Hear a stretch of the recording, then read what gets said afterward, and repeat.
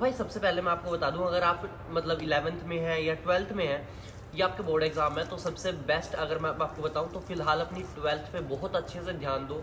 चाहे आप commerce background से हो, चाहे आप साइंस बैकग्राउंड से हो, चाहे आप आर्ट्स बैकग्राउंड से हो, क्योंकि आपको कनाडा में कॉलेज में, अच्छे कॉलेज में सिक्योर करने के लिए अपनी seat, you have to must like 75% और अबव, वरना 70% में भी आपको एडमिशन मिल जाता है ठीक ठाक कॉलेज में।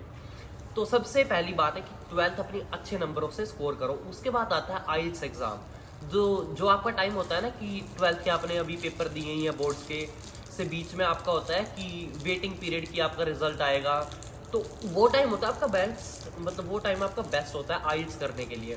तो भाई आइल्स क्या होती है? आइल्स को हम आइलेट्स भी कहते हैं। तो आइल्स का मतलब है international English language testing system, यानी कि हम कभी भी किसी ऐसी कंट्री में स्टडी करने के लिए सोचते हैं, जाने की सोचते हैं जहाँ इंग्लिश फर्स्ट लैंग्वेज होती है, तो वहाँ हमें आइल्स का टेस्ट देना पड़ता है, ये प्रूव करने के लिए कि हम वहाँ सर्वाइव कर सकते हैं, क्योंकि वहाँ पे लोग इंग्लिश बोलते हैं और इंग्लिश में ही पढ़ाई होती है, क्योंकि इंग्लिश वहाँ की फर्स्ट लैंग्वेज है। तो वहाँ की गवर्नमेंट चाहती है कि हम ये एग्ज़ाम पास करें, तो फिर वो हमें मतलब आगे का प्रोसीजर करने देती है कि हम कॉलेज में अपना एडमिशन वगैरह कर सकते हैं। तो आइल्स का एग्ज़ाम होता है 4 बेसिस पे: listening, reading, writing and speaking. तो इन चीज़ों के बेसिस पे आपको मॉनिटर किया जाता है कि आपकी इंग्लिश में कमांड कितनी अच्छी है। ओवरऑल 9 बैंड स्कोर होते हैं। 9 बैंड यानी कि 9 मार्क्स कह सकते हो आप, आपको चारों में से 9 में से आपको मिलते हैं। तो आपको मस्ट मतलब है कि आपके 6 ईच बैंड तो कम से कम आने ही चाहिए। तो इसकी तैयारी करें आप। इसकी तैयारी आप यूट्यूब से भी कर सकते हैं, आसपास आपके घर के आसपास आप इंस्टीट्यूट चेक कर सकते हैं। कोई भी आइल्स का इंस्टीट्यूट है, वैसे ज़्यादा इंस्टीट्यूट की ज़रूरत नहीं पड़ती, बट आपको अच्छे से तैयारी करनी है तो मैं कहूँगा कि इंस्टीट्यूट ज्वाइन करो। 1-2 महीने की बात है, 1-2 महीने मतलब अच्छे से करो तैयारी, क्योंकि इसकी फ़ीस बहुत जाती है, मतलब बहुत ज़्यादा होती है इस एग्ज़ाम की। आइल्स एग्ज़ाम की फ़ीस फिलहाल इंडिया में चल रही है 16,250, जो कि बहुत ज़्यादा है, क्योंकि आप अगर पास नहीं हो पाए तो आपको दोबारा से फ़ीस देनी पड़ेगी, दोबारा मतलब अपीयर होने के लिए। तो सबसे बेस्ट है कि 1-2 बार अपनी कोचिंग में जाओ, 1-2 महीना अच्छे से अपना मतलब सीखो इंस्टीट्यूट में। वहाँ मतलब हाई क्वालिफाइड टीचर्स होते हैं, मतलब ज़्यादा कुछ नहीं होता, इंग्लिश, बेसिक इंग्लिश आपको सिखाते हैं। थोड़े इसके वो होते हैं कि आपको राइटिंग में आपका क्या क्या आता है, तो इसका थोड़ा बहुत सिलेबस सा होता है, तो वो आप मतलब आसानी से कर लेंगे। तो आपकी हो जाती है चलो आइल्स भी इसके बाद। तो इसके बाद आपकी आइल्स हो जाती है, फिर आप अब वेट करते हैं आइल्स के रिजल्ट का, और आई होप आप सब पास हो ही जाएंगे अच्छे से पढ़ाई करके।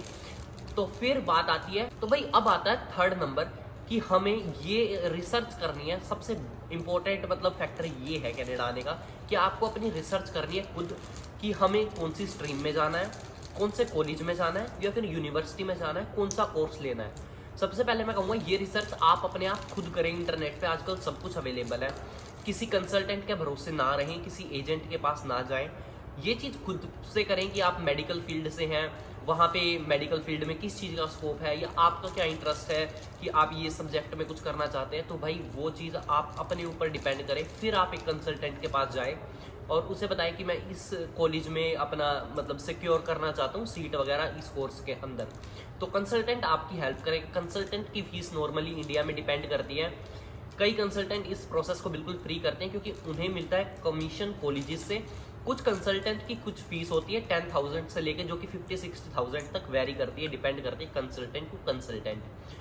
तो मैं ये अगर कहूँगा कि अगर आप इस चीज़ में मास्टर हैं तो आप अपना वीज़ा खुद भी अप्लाई कर सकते हैं, बट बेटर यही रहेगा कि आप किसी नॉलेजेबल पर्सन से करवाएं कि जो ये काम रेगुलर बेसिस पे करते हैं, कि कोई गलती ना हो, क्योंकि ये बहुत बड़ा काम होता है। तो हम कुछ पैसे बचाने के चक्कर में ये थोड़े ढील ना करें, तो अच्छे खासे किसी कंसल्टेंट से अपनी फाइल करवाएं।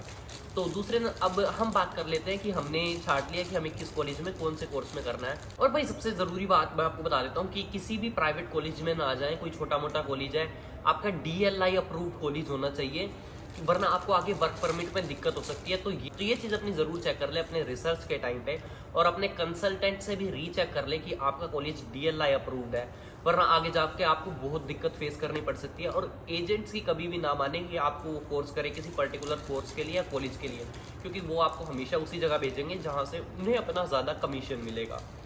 तो भाई अब नेक्स्ट उस पर आ जाते हैं। तो फिर हम करते हैं, कॉलेज को लेटर लिख के भेजते हैं कि हमें आपकी कॉलेज में एडमिशन चाहिए। हाँ, हम अपनी मार्कशीट वगैरह भेजते हैं। तो फिर अगर कॉलेज हमें सेलेक्ट कर लेता है कि हम क्वालिफाई कर जाते हैं, उनकी जो भी परसेंटेज है या उनका क्राइटेरिया है, तो कॉलेज हमें ऑफर लेटर भेजता है। तो ऑफर लेटर में सब कुछ लिखा होता है, आपका नाम, आपकी एजुकेशन जो आप वहाँ करने वाले हैं, आपका कोर्स, उसकी पूरी लेंथ कितनी होगी, कितने सेमेस्टर होंगे, कितनी आपकी फ़ीस होगी। यूजुअली आपको इंडिया से 2 सेमेस्टर की फ़ीस पे करके जानी पड़ती है कनाडा। तो फिर वो आपके पास ऑफर लेटर आ जाएगा, उसमें लिखा होगा कि आपको अपनी फ़ीस कैसे पे करनी है, कितनी पे करनी है। तो उसके बाद आपको अपनी फ़ीस पे करनी है। तो उसके बाद आपको ईमेल आ जाएगी या वहाँ से वेरिफिकेशन आ जाएगी कि आपकी फ़ीस मतलब जा चुकी है और आपका एडमिशन हो चुका है कॉलेज में। फिर तो अब आपका हो चुका है एडमिशन कॉलेज में, तो कंग्रेचुलेशन यूनिवर्सिटी में जिसमें भी आप कराना चाहते हैं। फिर आपको GIC अमाउंट डिपॉजिट करवाना पड़ता है। GIC होता है guaranteed investment certificate, near about $10,000, जो कि इंडियन करेंसी के हिसाब से होता है 6 लाख रुपीज़। तो भाई ये किस लिए हमें जमा करवाना पड़ता है? तो भाई ये हमें खुद के लिए जमा करवाना पड़ता है कि अगर हम कल वहाँ जाके हम नौकरी ना करें तो हम अपने एक्सपेंसेस खुद बियर कर सके, हम कोई मेडिकल इमरजेंसी आ जाए तो वो अमाउंट हम यूज़ कर सके GIC के लिए। तो एक ये पर्सनल फंड के रूप में मतलब हमें जमा करवाना पड़ता है।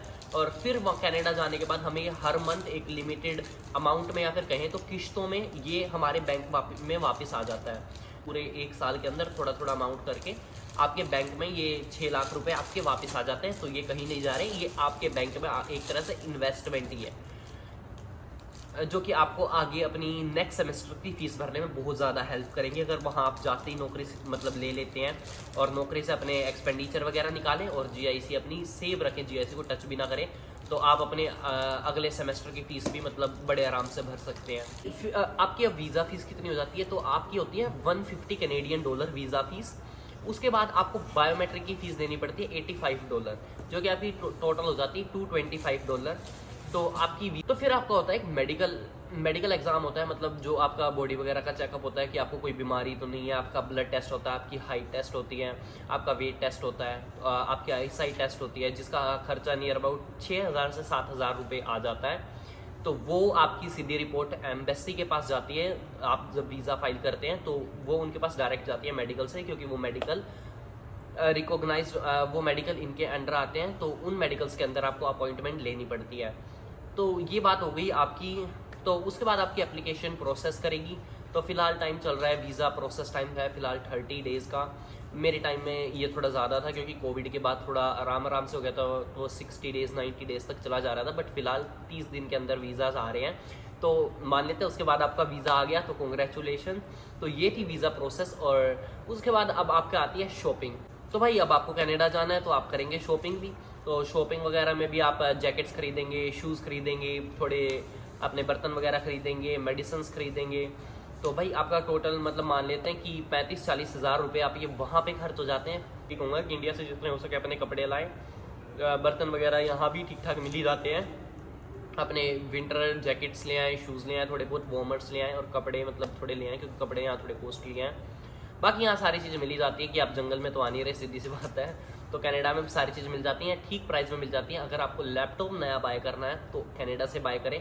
कनाडा में आपको थोड़ा कम रेट में मिलेगा, और आप स्टूडेंट है तो यहाँ स्टूडेंट डिस्काउंट भी मिलेगा as compare to India. Electronic items Canada में सस्ते हैं। और अगर आप पुराना लैपटॉप ला रहे हैं तो भाई इंडिया से ही लाओ जो आपके पास है। तो इसका खर्चा आ जाता है नियर अबाउट हमारा 40-45 हज़ार, और डिपेंड करता है आपके ऊपर आप कितना खर्च करेंगे। तो इसके बाद हम करवाते हैं अपनी फ़्लाइट। तो फ्लाइट वेरी करती है भाई टाइमिंग्स के ऊपर कि आप किस टाइम पे आ रहे हैं। आप विंटर में आ रहे हैं, आप पीक टाइमिंग पे आ रहे हैं, कि हमें उन टाइम पे करानी पड़ती है। हमें पहले तो पता नहीं होता कि कितनी पहले करानी है, तो अपने सेमेस्टर के पास से में ही करवानी पड़ती है। तो नियर अबाउट उसका भी खर्चा 1 लाख से 1.5 लाख के बीच में आ जाता है। तो अगर हम बात करें पूरे खर्चे की, तो इस प्रोसेस में पूरा खर्चा आपका आराम से 20 से 21 लाख रुपए तक लग जाता है। तो ये पूरा प्रोसेस था कनाडा आने का। अगर आप आना चाहते हैं स्टूडेंट बेसिस पे, तो आपको देनी पड़ेगी एकेडमिक आइल्स, और उसके बाद ये पूरा प्रोसेस आपको फॉलो करना पड़ेगा। अगर आप आना चाहते हैं 12th के बाद आपको सिक्योर करने हैं मोर देन 6 बैंड ईच, और 6.57 जितने भी हो फिर तो आपका बेटर होता है एडमिशन के लिए। तो 20 से 21 लाख रुपए भाई आपका खर्च हो जाता है। तो सोच समझ के अपना ये डिसीजन लेना, कभी यहाँ के ऐसा लगे कि नहीं आना चाहिए था, कि यहाँ इतना स्ट्रगल है, तो अपना माइंडसेट वहीं से बना के आना कि वहाँ जाके बहुत स्ट्रगल करना पड़ेगा, अपनी फ़ीस वगैरह निकालनी है, जॉब्स वगैरह करनी है। तो 20-21 लाख भाई बहुत ज़्यादा होते हैं। तो आई थिंक ऐसा कोई डिसीजन जल्दबाजी में या किसी और को देख के इन्फ्लुएंस मत होना, जो सोशल मीडिया पे वीडियोस देखते हैं कि बच्चों ने जाते ही वहाँ चैलेंजर निकलवा ली या क्या। अपने घर के हिसाब से मतलब देखना कि आप ये सब अफोर्ड कर सकते हैं या फिर आप मतलब वहाँ जाके इतना स्ट्रगल कर सकते हैं कि आप सब कुछ पे ऑफ कर दें, तो आपका बिल्कुल वेलकम है कनाडा में। और आज की वीडियो में बस इतना ही, और कुछ और रह गया हो तो कमेंट सेक्शन में ज़रूर बताइएगा, मैं आपका रिप्लाई ज़रूर करूँगा। और मिलते हैं अगली वीडियोज़ में, जब तक के लिए अपना ध्यान रखिए। Thank you so much for watching.